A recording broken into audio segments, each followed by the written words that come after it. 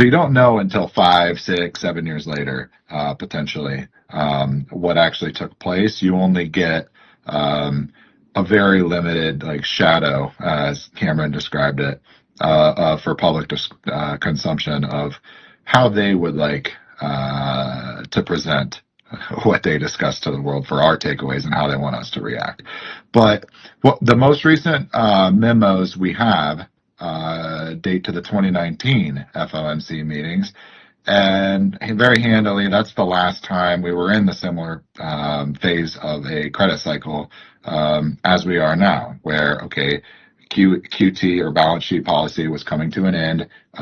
Rates were coming in on the front end, and then you have some other similarities. Now, things will differ in the particulars, but in the general sense, they'll kind of line up, and we're still talking about much of the same issues. So, as Cameron mentioned, I went through the memos and just highlighted. You look at the dates and you see how this lines up.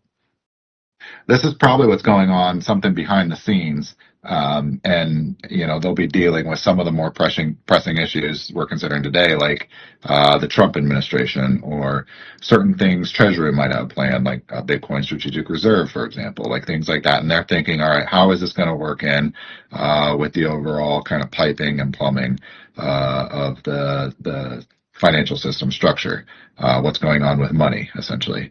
But just starting from January 2019 on the left, you've got, the two main memos they discussed was balance sheet normalization options and reducing the size of the balance sheet, or announcing an end to reducing the size of the balance sheet. Sounds familiar. By March, the documents are titled Proposed Statement of Balance Sheet Normalization, Principles and Plans, ending balance sheet runoff, and then the ample reserves regime with lower reserves. And by April, it's a month ahead of where we are now, but they were reviewing the long run composition of the SOMA portfolio. SOMA is Systems Open Market Account. It's maintained by the Federal Reserve Bank of New York, the most powerful regional Fed branch. And in June, the big discussion items was the setup of a standing fixed rate repo facility for financial institutions to come in and access dollars.